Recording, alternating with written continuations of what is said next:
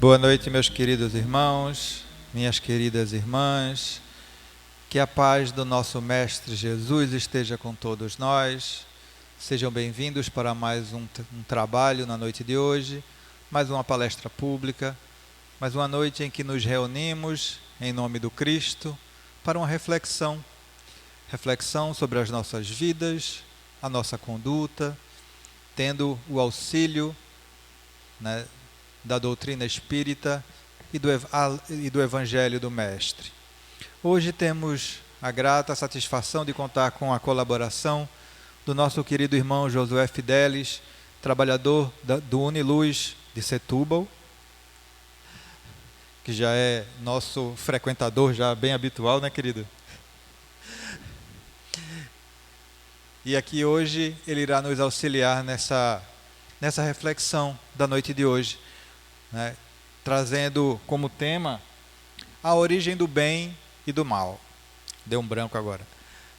Antes do início da nossa atividade, vamos fazer uma pequena reflexão em um pequeno exórdio do livro Caminho, Verdade e Vida, a lição de número 154. Renunciar.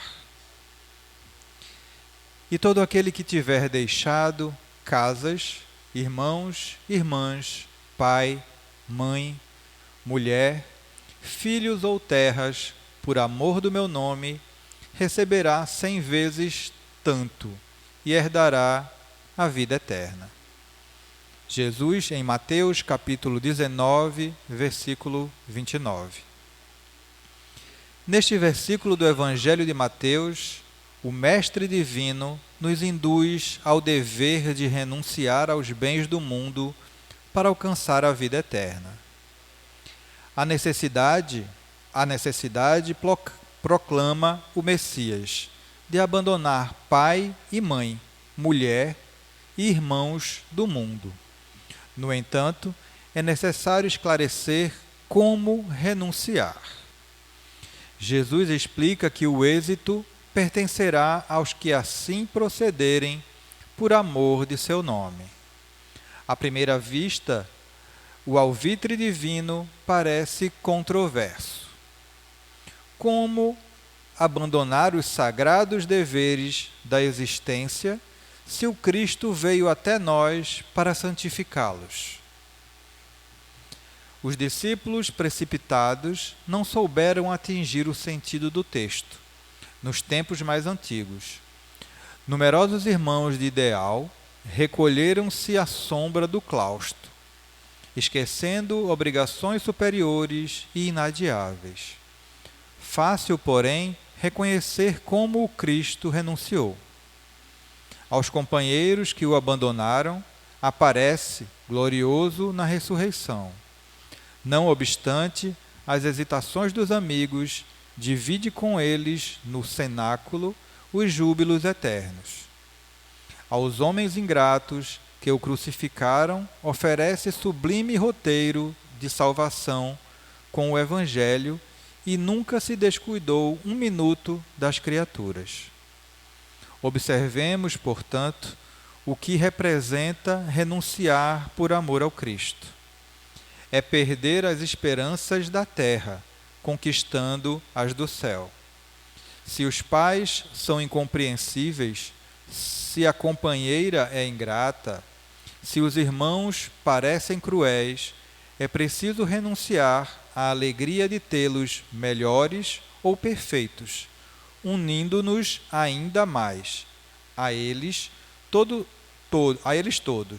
a fim de trabalhar no aperfeiçoamento com Jesus. Acaso não encontras compreensão no lar? Os amigos e irmãos são indiferentes e rudes? Permanece ao lado deles, mesmo assim, esperando para mais tarde o júbilo de encontrar os que se afinam perfeitamente contigo. Somente desse modo renunciarás aos teus, fazendo-lhes todo o bem por dedicação ao Mestre, e somente com semelhante renúncia alcançarás a vida eterna. Bela mensagem para a nossa reflexão. E agora vamos fazer a nossa prece, para o início da nossa atividade. Elevemos o nosso pensamento ao alto e agradeçamos.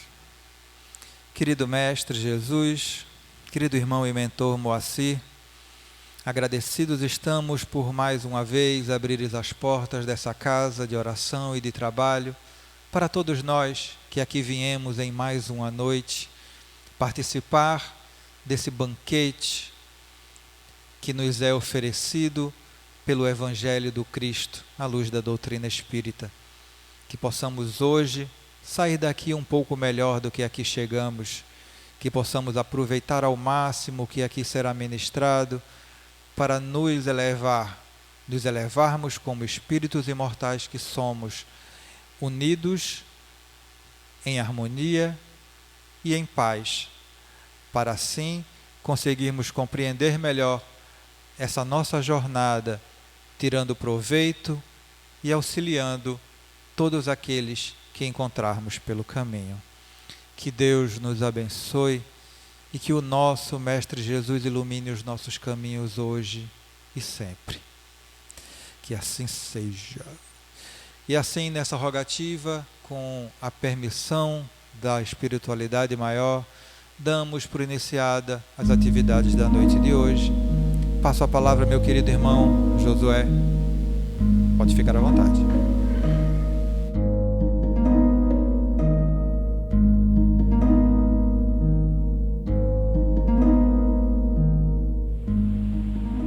Boa noite.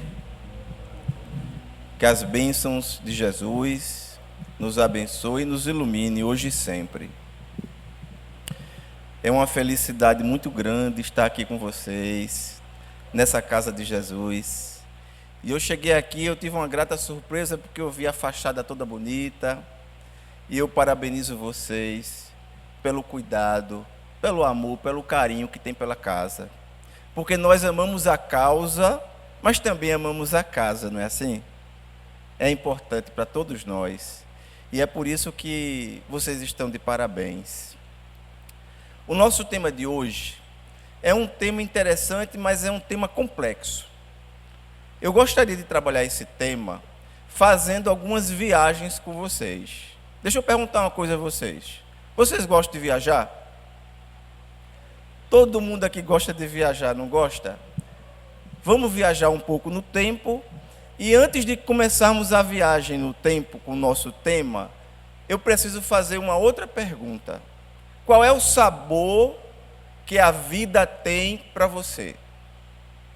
Você vai responder para você. Qual é o sabor que a vida tem para você? Qual o sabor que você encontra nas coisas que você faz? O que você sente na alma, no coração, no sentimento? Eu estou falando isso e para que a gente possa ilustrar essa questão de sabor, porque dizem que a memória é um monte de gavetas aqui em nós e que existem umas gavetas mais difíceis de abrir. Existem outras que só abrem quando querem. Às vezes, com o tempo, as nossas lembranças do passado, elas chegam, não chegam? E você diz assim, meu Deus, eu lembro da minha infância. Não foi uma infância tão tranquila, mas eu era feliz. Eu senti um sabor nos alimentos diferente. Alguém já fez essa reflexão? Tem um livro de um filósofo, de um teólogo, de um professor, chamado Rubem Alves. Rubem Alves era mineiro. Ele já desencarnou, mas não faz tanto tempo não que ele desencarnou, não. Ele era mineiro do estado do nosso Chico Xavier. E o Rubem lançou um livro chamado A Maçã e Outros Sabores. E sempre que o Rubem ia lançar um livro, ele gostava de reunir um grupo de alunos, de estudantes, para debater sobre o livro. Então ele levou as amostras do livro, ainda não estava na divulgação, e ele trouxe uma cesta de maçãs. Em dado momento, ele pegou uma das maçãs, saboreou a maçã e falou: o sabor que eu sinto nessa maçã, nenhum de vocês consegue sentir.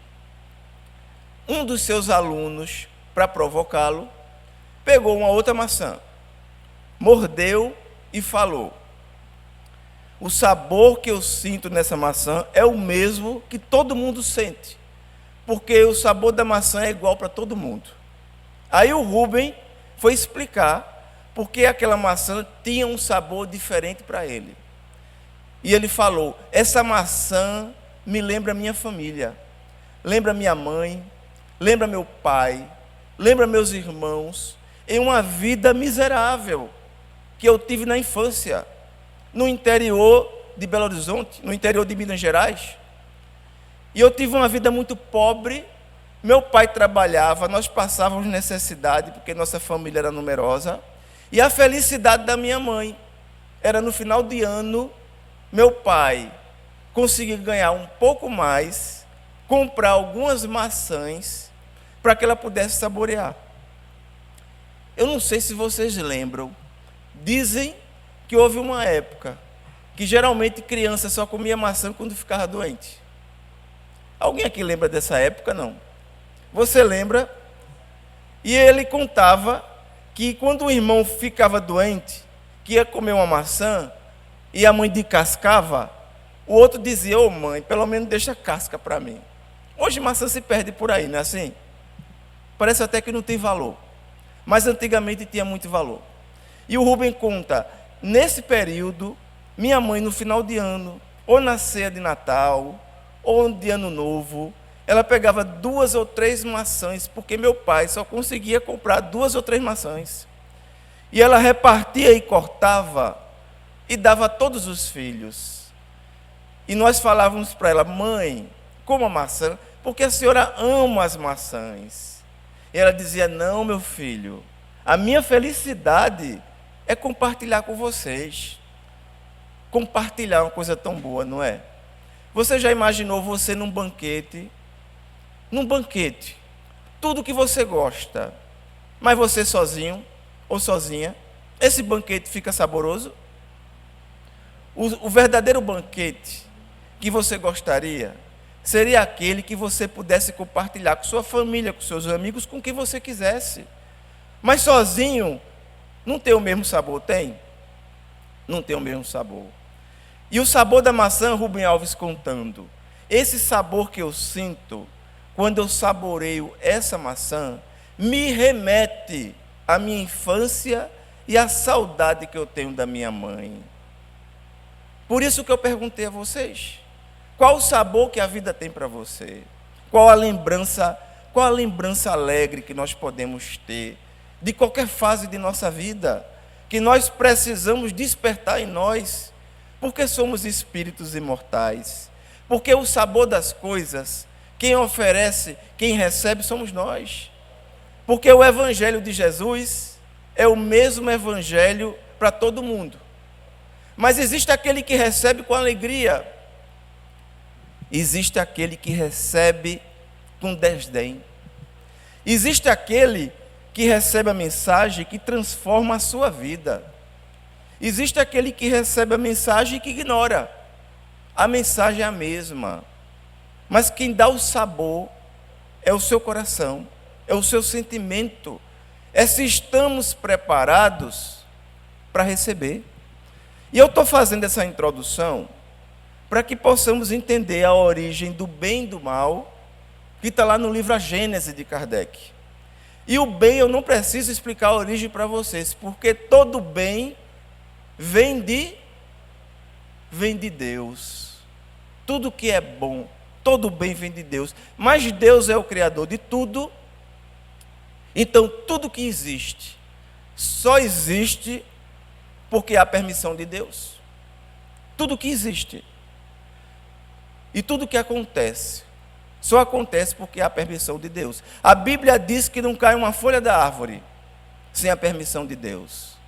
Então por que acontece tanto mal? Porque o mal tem origem no início da nossa liberdade, de agir, de pensar, de refletir, de fazer. A origem do mal não remonta deste planeta. A origem do mal vem de tempos imemoráveis, de tempos que estão em um processo muito antigo, inimaginável para nós, mas que nós precisamos aprender que tudo que é mal um dia tem fim. Só o bem, só o amor prevalece. E nós podemos afirmar que o verdadeiro bem chegou a esse planeta quando encarnou aqui Jesus de Nazaré. Quando Jesus chegou, é que verdadeiramente podemos ter uma ideia do que é o bem. Porque até Jesus chegar, até os religiosos eram violentos. Todos aqueles povos matavam em nome de Deus, matavam em nome da fé. Com a chegada de Jesus, Jesus nos traz a primeira mensagem de misericórdia, de compaixão e de perdão. Uma mensagem que na época não poderia ser compreendida, ainda não podia ser plenamente compreendida. Imagina você falar para povos belicosos de amar a Deus sobre todas as coisas e ao próximo como a si mesmo. Imagina você explicar para as pessoas que o seu próximo não era só a sua família, não era só o seu povo, porque eu não sei se você já ouviu falar, mas o povo da época achava que o seu próximo era só o seu povo, era só o povo hebreu, porque essa passagem remonta a Moisés. Então eles achavam que somente o seu povo, o seu próximo, é que merecia o amor, os outros povos não mereciam. E Jesus vem a nós para mostrar que é diferente o processo espiritual. E para que nós possamos compreender isso, vamos lembrar uma mensagem de Jesus falando para João Evangelista. Está lá no capítulo 14, versos 16 a 18. Quando Jesus faz uma afirmação para João, Jesus diz assim: eu rogarei ao Pai, Ele vos enviará um outro Consolador. É uma afirmação de Jesus para João. E por que isso é tão importante para o Espiritismo? É agora que vai começar a nossa viagem. Eu vou viajar com vocês agora para 50 anos antes da chegada de Jesus. 50 anos aproximadamente antes da chegada de Jesus. Alguns dizem que são 30 anos que esse fato aconteceu. Outros dizem que são 50 anos. Lá entre os celtas, existia um sacerdote druida que se chamava Allan Kardec. Um sacerdote druida que se chamava Allan Kardec. Quando Jesus chega, 50 anos depois, já se encontrava nos planos da vida. 2000 anos depois, a reencarnação desse sacerdote Allan Kardec, como Hippolyte Léon Denisard Rivail, em Lyon, na França. Você imagina que existe o tempo dos homens e o tempo de Deus? E que nem sempre o nosso tempo é o tempo da vida? Nós queremos tudo para ontem, mas tudo tem um momento. Vocês concordam com aquela passagem de Eclesiastes que diz assim: há tempo para tudo. Há tempo para chorar e há tempo para sorrir. Há tempo para plantar e há tempo para colher. Há tempo para nascer, há tempo para morrer. É uma passagem de Eclesiastes. Há tempo para tudo. Existe um planejamento e todo um processo espiritual que nós nem imaginamos. Quando esse sacerdote druida e toda a população celta era exterminada pelo Império Romano, o imperador na época se chamava Júlio César. E Júlio César e o Império Romano conquistaram toda aquela área. E Roma conquistava, dominava e escravizava. E os druidas não aceitavam a escravidão. Todos eles foram exterminados pelo Império Romano. O Império Romano teria vencido se não fossem os planos de Deus, porque esse sacerdote Allan Kardec receberia o compromisso de um dia retornar para confirmar a afirmação de Jesus para João, quando Jesus fala para João: se vós me amais e guardais os meus mandamentos, eu rogarei ao Pai, ele vos enviará um outro Consolador. E quando Jesus afirma isso, você já entende que esse Consolador não pode mais ser um homem, não pode ser uma mulher. Esse Consolador agora tinha que ser uma pleiade de espíritos. E por que não podia ser um homem? Porque Jesus fala que haverá de ficar convosco para todo sempre. Se fosse um homem, não poderia ficar conosco para todo sempre, poderia? Mas não era mais um homem, porque a primeira revelação vem através de Moisés. A segunda revelação vem através de Jesus. E a terceira revelação é a confirmação da profecia que Jesus fez para João. E nós vamos observar que vários anos depois, mais precisamente no século XIII, reencarna em nosso planeta um espírito que nós vamos chamá-lo, ele vai ser conhecido por Francisco de Assis. Francisco de Assis, que é a reencarnação de João Evangelista. Francisco vai reencarnar entre nós, porque ainda não era tempo da chegada do Consolador. Porque as verdades e as realidades só chegam quando estamos preparados para receber. Porque se não estivermos preparados para receber as informações, elas passam por nós, como se não tivesse existido. Francisco reencarna como enviado de Jesus para trabalhar a igreja, para impedir que ela entrasse em um processo de decadência. E pasmem vocês, Francisco reencarna poucos anos antes da implantação da Inquisição. Todo mundo aqui sabe o que foi a Inquisição? Onde os sacerdotes levavam para a fogueira e para as salas de tortura aqueles que eles chamavam de infiéis. Essa foi a Inquisição. E Francisco chega para trabalhar a simplicidade, o amor ao próximo, e trabalhar para que a igreja não entrasse num processo de declínio. Francisco vai a Roma e tem um encontro com o Papa. Francisco teve um encontro com o Papa. Quem aqui assistiu o Irmão Sol, Irmã Lua? Vocês assistiram? Quem aqui não assistiu? Pelo amor de Deus, assistam. Salvo engano, tem grátis no YouTube. É um filme lindo. Você vai ver ali até as músicas de Francisco. O filme não vai trabalhar realmente a vida de Francisco, porque é impossível. Segundo a espiritualidade, Francisco, depois de Jesus e Maria, é o espírito mais elevado que pisou nesse planeta. Francisco de Assis, conhecido como o Sol de Assis. E Francisco vai a Roma praticamente como um mendigo, porque Francisco havia casado com a pobreza. Ele havia casado com a pobreza. Eles viviam das doações, de pedir, de ajudar, de trabalhar. O princípio da caridade. O princípio da caridade, que é a referência da nossa doutrina espírita. Fora da caridade, não há salvação. Não é fora do espiritismo, não é fora da igreja, fora da caridade. Os espíritos assim falaram para Kardec.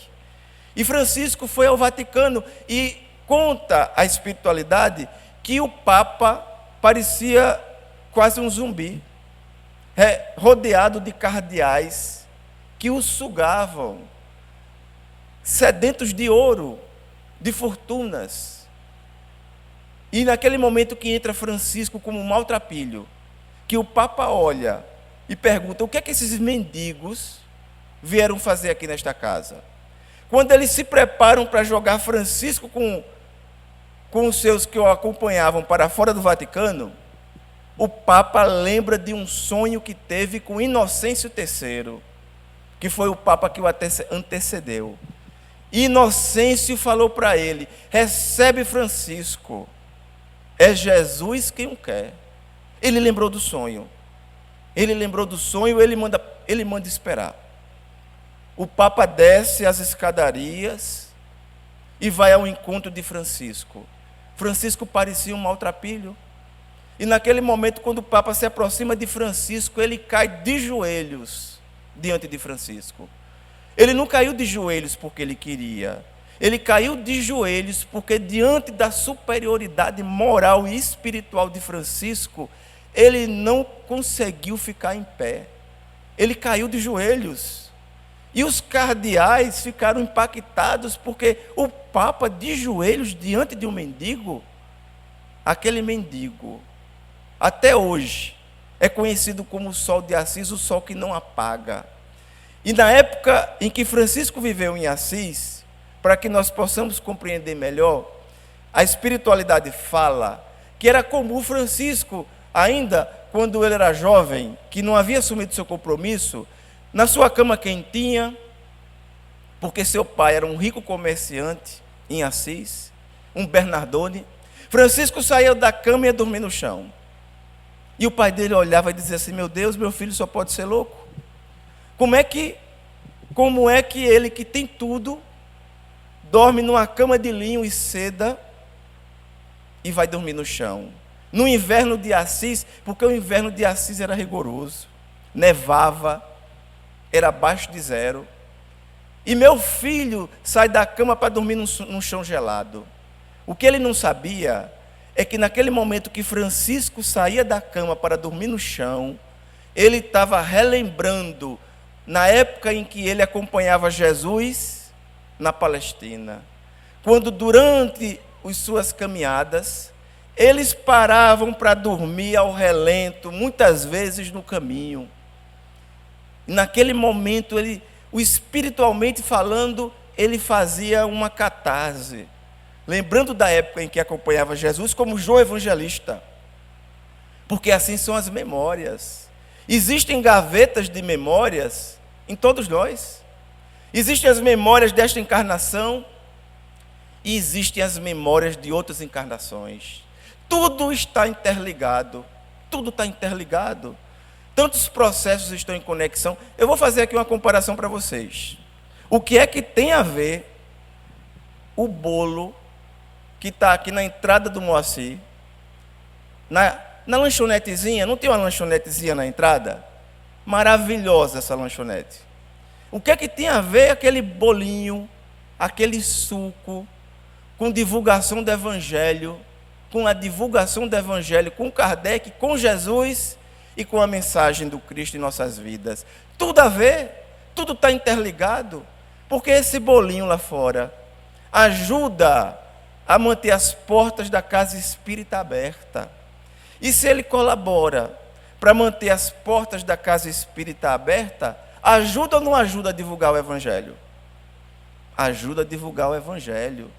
Tudo está interligado. Tudo se conecta. E é por isso que nós precisamos compreender o papel de cada um nessa etapa. Francisco reencarna para impedir que a igreja entre num processo de decadência total. Ele vai tentar resgatar aquele cristianismo que havia sido substituído pelas vendas de indulgência, pelas vendas do céu. Ele trabalhava para substituir esse mercado espiritual pelo resgate da essência da mensagem de Jesus. E para que vocês tenham uma ideia, Francisco vivia plenamente esse processo. As mães, elas temiam quando seus filhos iam ver Francisco. Elas chamavam Francisco de feiticeiro, porque os jovens iam ver Francisco e não queriam mais voltar para casa. Queriam ficar com Francisco. Porque imagina você, repleto de angústia, depressão, síndrome do pânico, tristeza e uma série de processos. Você chega diante de alguém e tudo isso passa. Você queria sair de perto desse alguém? Assim eram aqueles jovens, com um profundo vazio na alma.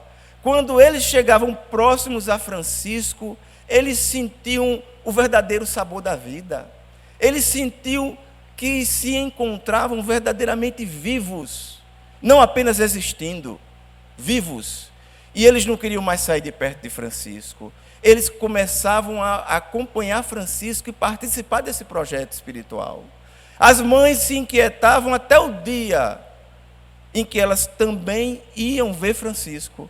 Porque quando elas iam ali, elas também não queriam mais voltar. Elas queriam ficar próximas a Francisco. Era o magnetismo espiritual de Jesus, que se encontrava em um percentual em Francisco de Assis. E para que vocês entendam o que é esse processo, depois de Francisco, nós vamos acompanhar a reencarnação de um outro espírito que vai trabalhar por um processo que era necessário, que era a libertação da França da Inglaterra. Porque existiu a Guerra dos 100 Anos e os ingleses eram dominadores e queriam tomar a França para eles. E nesse processo de dominação, a Inglaterra estava destruindo a França e a sua cultura. Mas a França, ela não poderia ser destruída porque ela estava nos planos da espiritualidade, para servir de berço para o surgimento do Consolador. Ela envia então a espiritualidade, um espírito que você vai conhecer aqui como Joana d'Arc. Joana d'Arc vai reencarnar no século XV e vai trabalhar pela libertação da França. E é tão impactante isso, porque se você fosse montar um exército para impedir que uma outra nação invadisse seu país, você ia buscar os melhores. Ia buscar generais, soldados fortes, geralmente homens. O mundo espiritual mandou uma jovem, uma camponesa, que reencarnou na cidade de Domremy, na França, Joana d'Arc. Desde criança que ela ouvia as vozes. Desde criança que ela ouvia as vozes. Se havia uma ovelha que comia um capim que matava, as vozes falavam para que ela desse um outro capim que curava. Quando havia chegando o malfeitor, as vozes falavam para ela se esconder. E na verdade essas vozes eram os espíritos que a guiavam no seu trabalho espiritual.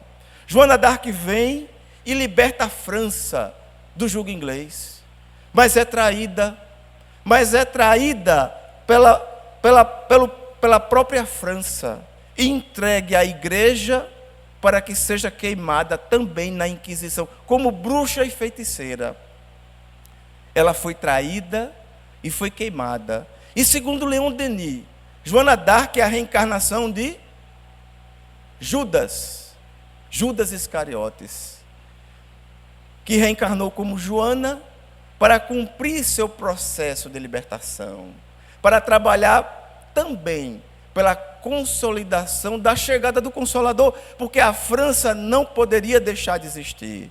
Anos depois, nós vamos conhecer um outro processo chamado Revolução Francesa, que trouxe os primeiros tópicos de liberdade, igualdade e fraternidade.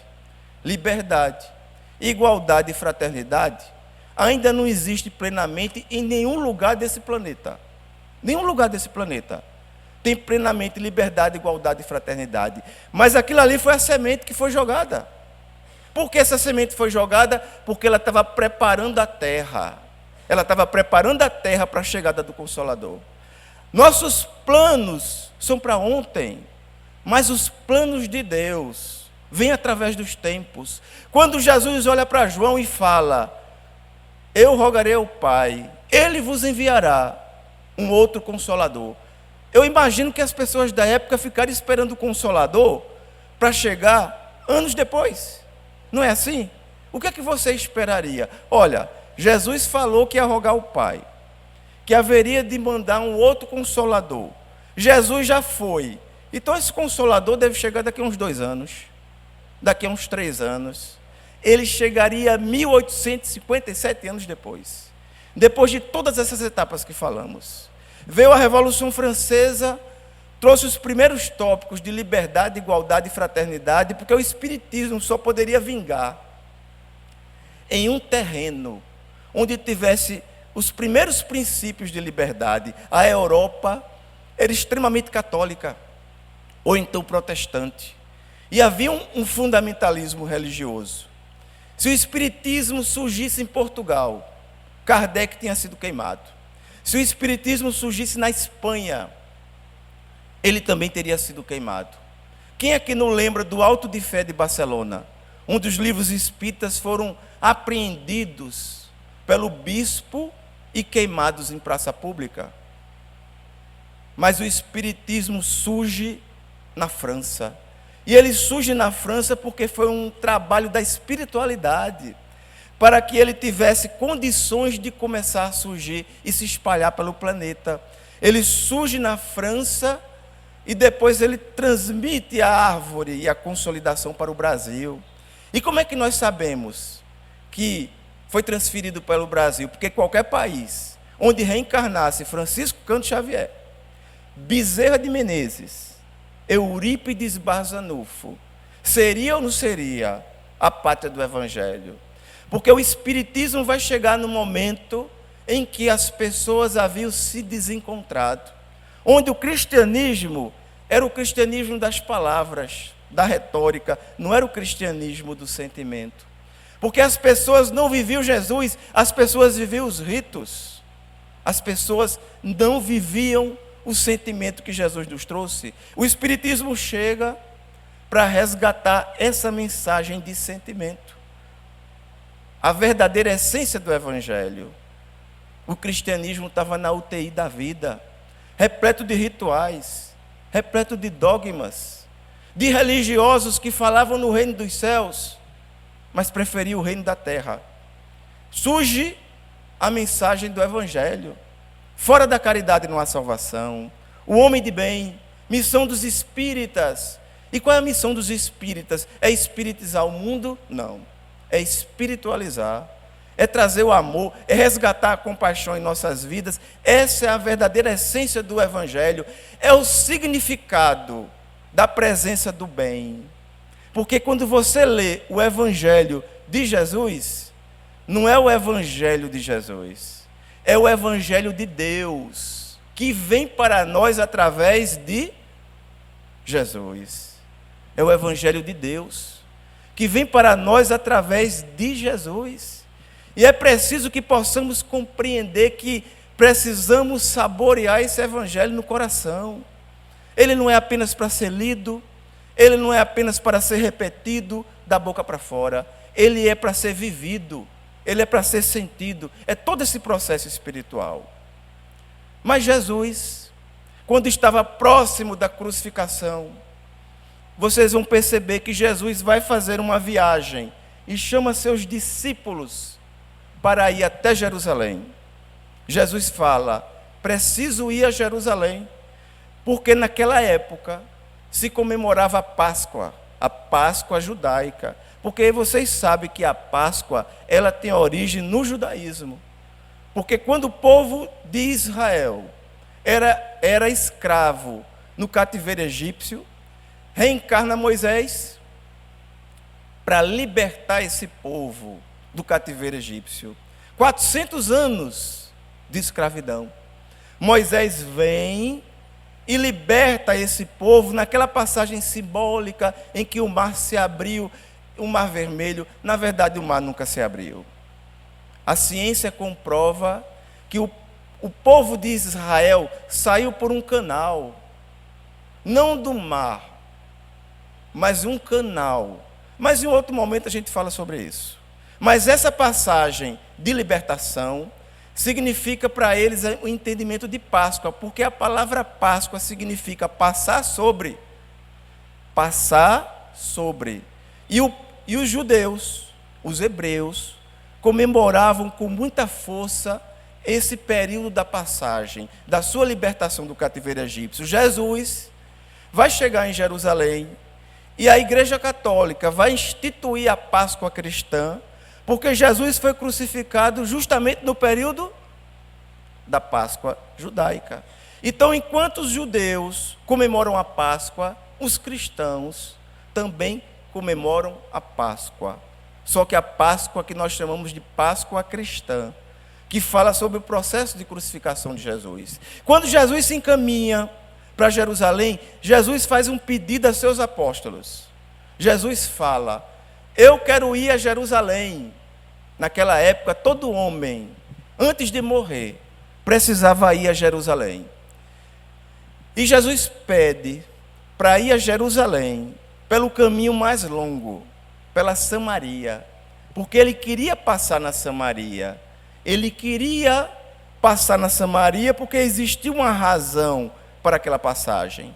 Mas seus apóstolos falam: mas Senhor, a viagem vai ficar muito longa. É como se você dissesse assim: eu quero ir para o centro da cidade, o centro de Recife, mas eu vou por Olinda, por Paulista, para rodear para chegar lá.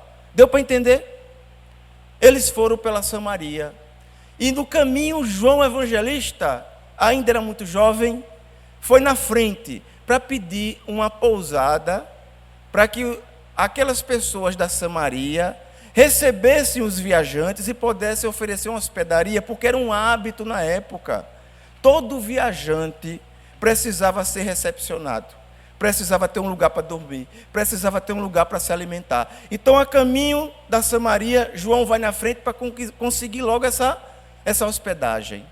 Mas João não encontra ninguém disposto a receber Jesus e seus apóstolos. Ninguém. E você sabe por quê? Porque os judeus odiavam os samaritanos. E os samaritanos odiavam os judeus. Hoje você não vê a luta entre israelense e palestino, não é isso? Não existe o conflito de Israel com os palestinos? Os israelenses odeiam os palestinos e os palestinos odeiam os israelenses. Na época de Jesus, embora os samaritanos também fossem uma das tribos de Israel, mas os judeus, os hebreus, odiavam o samaritano. Se um samaritano passasse na mesma calçada, eles cuspiam no chão. Eles não falavam com o samaritano, eles não respeitavam o samaritano, eles não gostavam dos samaritanos. Mas Jesus foi pela Samaria. E como ninguém recebeu Jesus e os seus apóstolos, João voltou e lembrou a Jesus uma mitologia da época, que se um viajante não fosse acolhido em qualquer lugar, ele faria uma oração a Deus e cairia um raio do céu sobre a terra, matando toda aquela família. Isso era um costume da época. Se você não receber os viajantes, vai cair um raio sobre você e todos vão morrer. João chega para Jesus e fala: Senhor, nenhum samaritano vai abrir as portas para nós. Vamos fazer aquela oração para que caia um raio e fulmine toda a cidade. Jesus olha para João e diz: João, o Filho do Homem veio para salvar, não veio para matar. E eles vão pela Samaria, passam para Jerusalém. Quando Jesus vai chegar em Jerusalém, já chega cansado com fome e com sede. Deixa eu perguntar uma coisa para você: como é que você fica quando está cansado, com fome e sede? O seu humor fica bom? Você fica simpático? Fica? Não fica. Você chega, olha, você está com fome, com sede e querendo descansar. Alguém chega para lhe provocar, o que é que você faz? Geralmente nós não abrimos um sorriso, não é? Geralmente a gente não fica assim. Mas quando Jesus chega a Jerusalém, vem um doutor da lei para provocá-lo.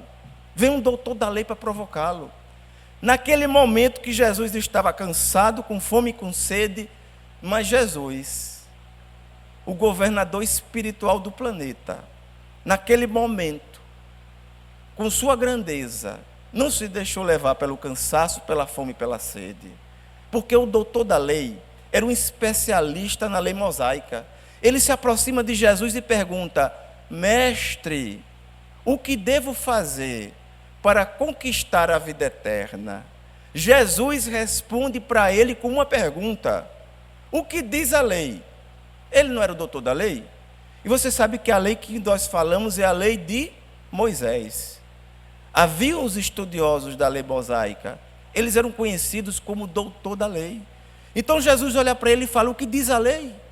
E o doutor da lei faz a pergunta e responde, dizendo assim: amarás o Senhor teu Deus de todo o coração, de toda a alma, com todas as forças, e o próximo como a ti mesmo. Então Jesus olha para ele e diz: faze isto. Aí ele vem com outra pergunta: mas quem é o meu próximo? Então deixa eu perguntar a vocês: quem é o seu próximo? Quem é o seu próximo? Seu próximo é sua família, seu vizinho, é a população de Recife, do estado de Pernambuco, é isso? É só isso? Seu próximo é o Brasil? O meu próximo são os brasileiros, é assim? Não. O meu próximo é qualquer irmão, qualquer irmã no planeta inteiro, ou melhor, no universo inteiro. Porque em qualquer lugar, todos aqueles que existem são filhos de Deus. Mas o povo hebreu achava que o seu próximo só era o seu povo. Por isso que ele matava e escravizava os outros povos. Não, o meu próximo é só o meu povo. Então Jesus conta para ele uma das parábolas de maior grandeza que nós conhecemos. É a parábola do bom samaritano. Porque para o povo hebreu não tem bom samaritano. Todo samaritano é ruim. Todo samaritano era perverso. Então Jesus conta sem falar isso. Jesus fala assim: vai descendo um homem de Jerusalém para Jericó. No meio do caminho ele é assaltado, ele é espancado. E ele fica ali na rua, e Jesus não denomina que esse homem seja judeu, romano, grego. Jesus não fala nada disso. Quando você lê a parábola, você vai ver que Jesus não fala qual era a origem daquele homem, isso é proposital. Mas vamos trazer essa parábola para Pernambuco. Você concorda de trazer para Pernambuco essa parábola? Como é que a gente poderia trazer essa parábola para a época de hoje? Mais para Pernambuco. Então vamos lá. Vocês conhecem, já ouviram falar do Alto da Sé em Olinda? Todo mundo aqui já ouviu falar do Alto da Sé em Olinda. Então vamos usar o Alto da Sé em Olinda. Dizem que vende muita tapioca no Alto da Sé. Alguém aqui já comeu da tapioca do Alto da Sé? Eu sou fã de tapioca. Vocês gostam de tapioca?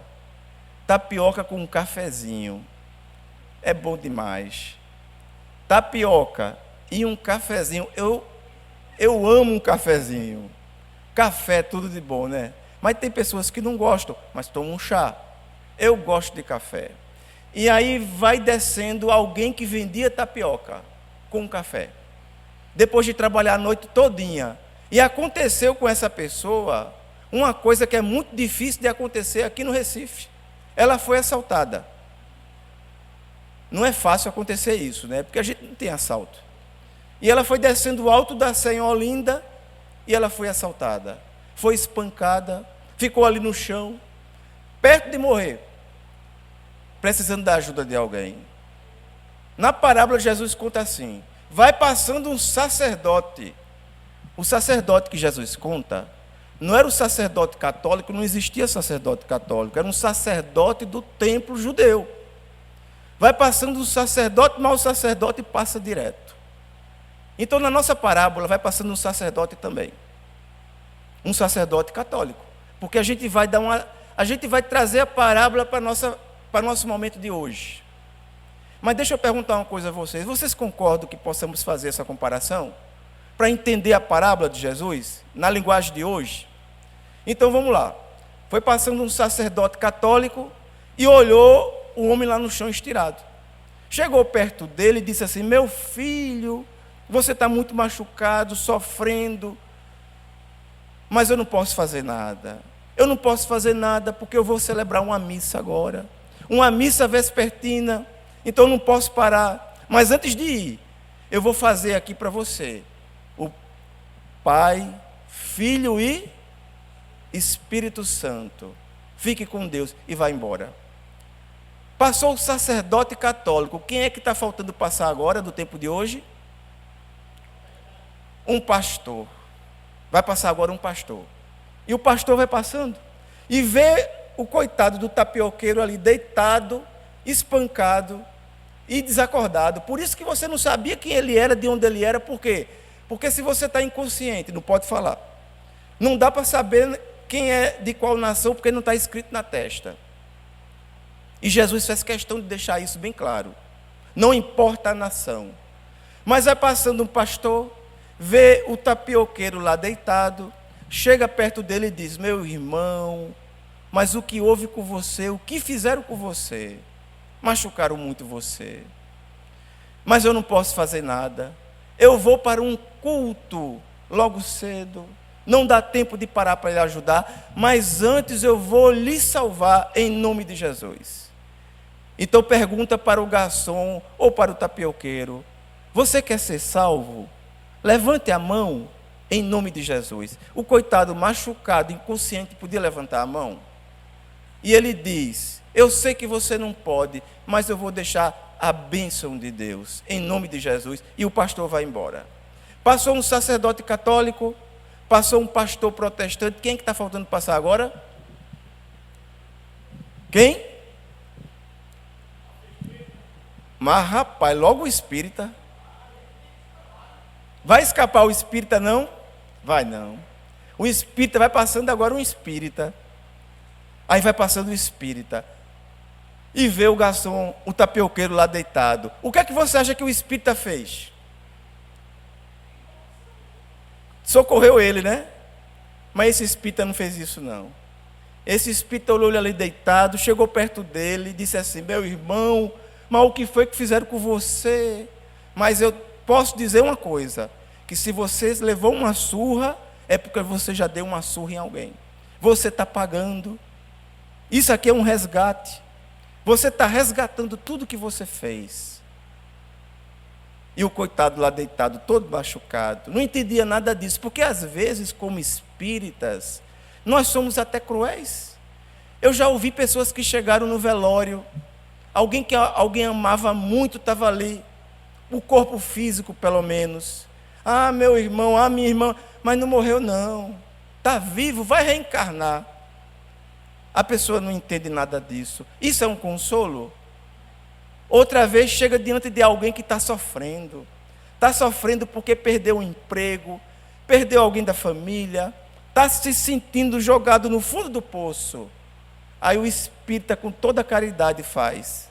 Mas você sabe que nada acontece por acaso. Você sabe que isso não é de graça. Você sabe que você merece. Isso é um resgate. E nós sabemos que é um resgate. Mas é assim que nós consolamos? É esse o consolador? Esse não é o consolador. O espiritismo não é o acusador prometido. É o consolador prometido por Jesus. E o consolador consola. E o consolador traz uma mensagem de paz, de luz, de amor. O consolador não joga ninguém fora, não descarta pessoas. Mas aquele espírita olhou o homem ali deitado. Ele disse: eu queria muito ajudar você, mas eu não tenho tempo porque eu vou para a campanha do quilo. Meu Deus, a melhor campanha do quilo não era ele socorrer aquele homem naquele momento? Mas eu vou para a campanha do quilo, fica para a próxima, mas não vou embora sem antes lhe aplicar um passe. Aí aplica um passe e vai embora. E agora vai passando aquela pessoa que vai ajudar de verdade. É uma pessoa que é muito odiada na sociedade. Então eu vou perguntar a vocês para a gente fazer uma eleição aqui. Quem são as pessoas mais odiadas na sociedade hoje? Eu falava isso num lugar e alguém disse assim: morador de rua. Quem mais vocês poderiam sugerir? Morador de rua. Outro falou assim: viciado em drogas. Alguém falou assim: um ladrão. Um ateu. Quem mais? Pode. Quem são as pessoas hoje que a sociedade geralmente não gosta, persegue? Poderia ser uma pessoa trans. Também. São perseguidos ou não? São perseguidos. Poderia ser uma pessoa trans também, não poderia? Muita gente não aceita.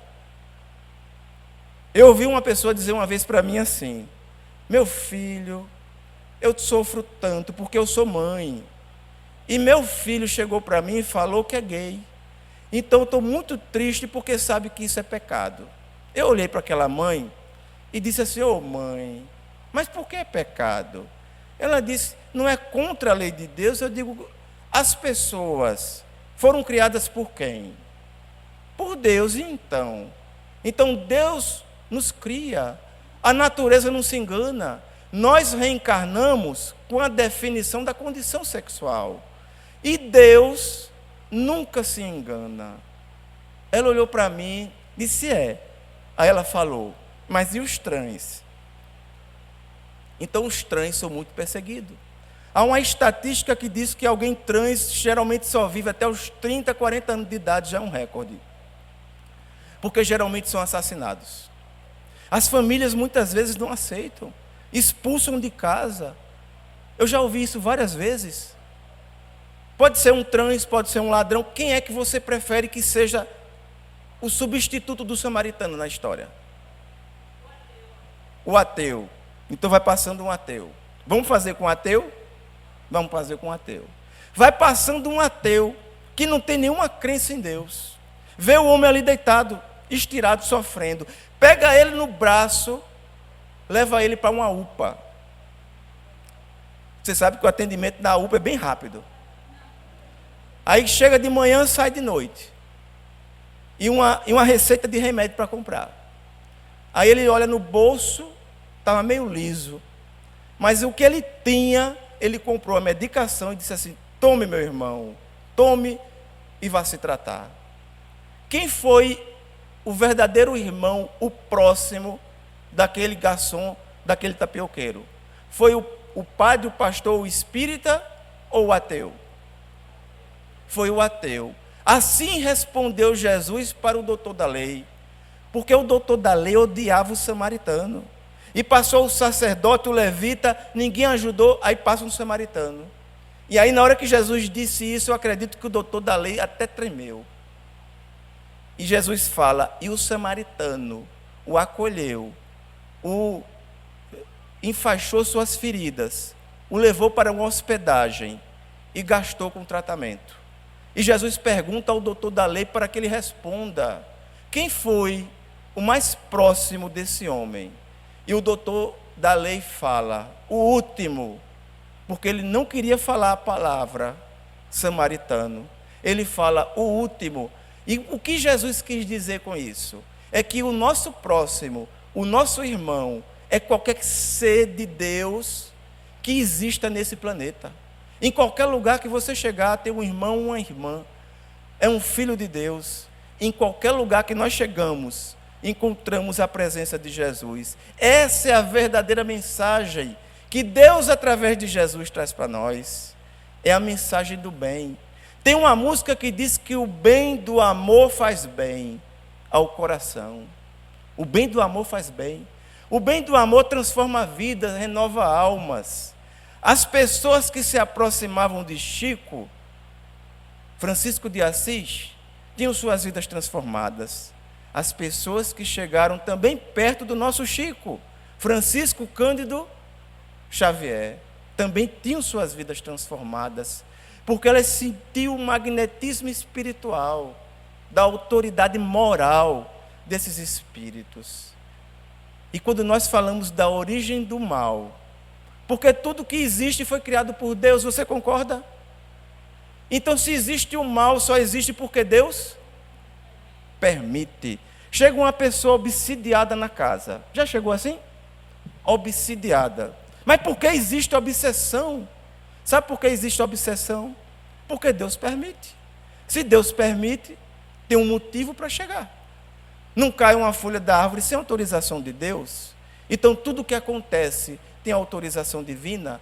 Então, o mal foi criado diretamente por Deus? Não.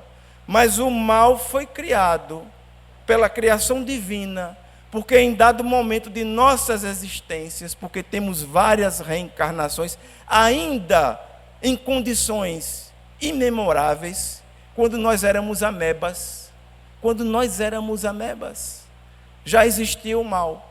Quando chegamos na condição do livre-arbítrio relativo, o mal começa a surgir. Porque o mal é a ação do homem. O mal é ação do homem.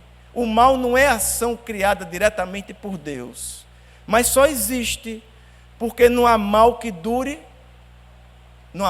para sempre. O Espiritismo, como consolador, traz a mensagem da renovação, da transformação desse ser que você é hoje, e você não é mais a mesma pessoa que você era antes de conhecer o Consolador, antes de conhecer o Espiritismo na sua vida. Por isso que as sombras trabalham tanto para fechar a casa espírita. E eu preciso falar uma coisa para vocês. Eu vou tirar até o microfone para falar isso. Eu preciso falar uma coisa para vocês.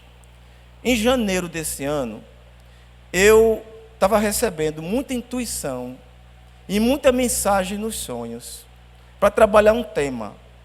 E um dia, eu me levantei às 3 da manhã. Não é agradável acordar às 3 da manhã, é? Você não consegue mais dormir direito, consegue? Eu me acordei mais ou menos 3 da manhã. E às 3 da manhã, eu peguei um livro de Chico chamado Ideal Espírita. Alguém já leu Ideal Espírita? Alguém aqui já ouviu falar? Ideal Espírita. É um livro antigo, espíritos diversos. Está lá Meimei, está lá André Luiz, está Emmanuel, espíritos diversos. Cada um traz uma mensagem. E lá tinha uma mensagem que se chamava O Espantalho. E o meu amigo espiritual falou que era aquela mensagem que deveria ser trabalhada. Eu fui ler a mensagem. E a mensagem é um alerta para a casa espírita. Porque as sombras trabalham para fechar as casas espíritas. Porque as casas espíritas, com o entendimento do Evangelho de Jesus, são uma ameaça aos processos espirituais sombrios. Porque enquanto muitas religiões, com todo o respeito que nós temos, preconiza o dízimo, o Espiritismo preconiza o mundo espiritual, a renovação, a transformação, a reencarnação, a comunicabilidade dos espíritos, os processos da obsessão e a desobsessão. O Espiritismo se aprofunda no âmago do processo. Antigamente, nós quando chegamos ao período do carnaval, nós falamos dos perigos do carnaval. E explicamos por quê. Tem uma música de Caetano Veloso que diz assim: atrás do trio elétrico só não vai quem já morreu. E o que é que nós falamos? Que atrás do trio elétrico também vai quem já morreu. Principalmente quem já morreu. E ainda está apegado, arraigado a esses hábitos grosseiros e as suas influências espirituais. E isso incomoda os espíritos das sombras. E nós sabemos que as casas espíritas nunca fecham de fora para dentro. As casas espíritas só fecham de dentro para fora. E os espíritos trabalham para impedir que aconteça os trabalhos espíritas. Nessa história, o espantalho, o espírito se chama Hilário Silva, o autor dessa mensagem. Você vai ver Hilário Silva acompanhando André Luiz no mundo espiritual. Eu sei que eu já cheguei ao meu tempo, mas eu vou tentar correr para não deixar a história pela metade. Hilário Silva vai contar que um dirigente das sombras havia enviado vários dos seus asseclas para trabalhar, cada um em uma casa espírita, com estratégias a fechar as casas. Um deles chegou e falou: eu atormentei o pensamento de um orador de Kardec e de Jesus. E ele ficou 3 meses sem poder fazer palestra na casa espírita. O líder das trevas pensou e falou: ajuda, mas não resolve. Não resolve porque isso não foi permanente. Depois dos 3 meses, ele se fortaleceu e voltou ainda melhor. O outro falou: eu empurrei uma criança, ela caiu, e a mãe ficou 2 semanas sem aplicar passe na casa espírita. Porque muitas vezes o trabalhador da casa espírita, da reunião mediúnica, da recepção, o trabalhador do atendimento fraterno, o dirigente, todos os trabalhadores da casa, surgem dificuldades e empecilhos para chegar ao trabalho. Muitas vezes esses empecilhos foram trabalhados pelos espíritos inferiores, e os espíritos amigos permitem para testar nossa fé. Às vezes você vai sair para o seu tratamento, chega uma pessoa que você não vê há muito tempo, aí chega na sua porta, mas você vai sair, eu estou chegando agora, mas eu preciso sair. Você quer ir comigo? É um compromisso muito importante, eu não posso deixar de participar. Mas quantas vezes nós esquecemos isso? O dirigente das sombras olhou para o Assecla e falou: ajuda também, mas não resolveu. Depois de 2 semanas, ela voltou para a casa espírita e ainda continuou no passe. Mas o terceiro trouxe uma técnica que os espíritos usam até hoje. E ele falou assim: eu cheguei em um grupo de espíritas envolvidos com o Evangelho e comecei a soprar no ouvido deles: vocês não são nada, vocês não são ninguém, vocês são um grão de areia no deserto. Deus nem sabe que vocês existem. Jesus está vivendo o que ele precisa viver. Vocês estão perdendo tempo. E começou a trabalhar o desânimo. E ele disse: os trabalhadores foram se abaixando, sentando, caindo e deitando. E a casa espírita fechou. Porque o maior processo e mais complexo processo dentro de uma casa espírita é quando existe a desarmonia entre a sua equipe. E quando essa equipe começa a desacreditar e a desanimar do trabalho.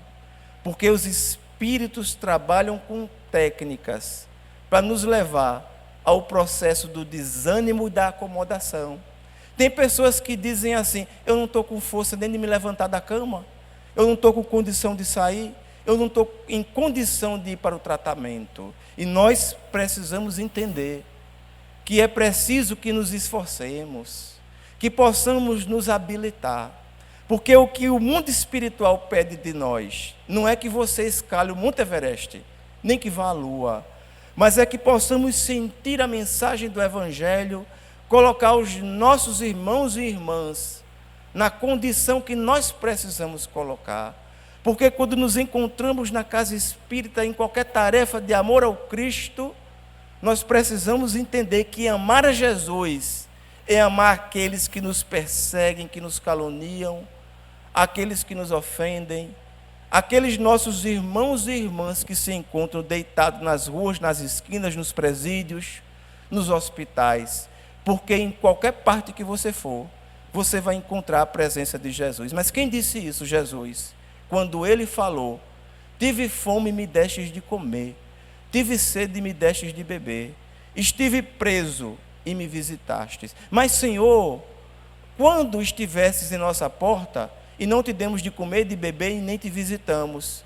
E Jesus responde: todas as vezes que deixaste de fazer isso a um desses pequeninos, foi a mim que fizestes. Então é impossível você fazer algo contra alguém e não ofender a Jesus. E que as bênçãos de Jesus nos envolvam, nos ilumine a nós, a todos aqueles que aqui se encontram e aqueles que aqui não puderam se encontrar. E as nossas casas e todas as casas desse planeta. Muita paz.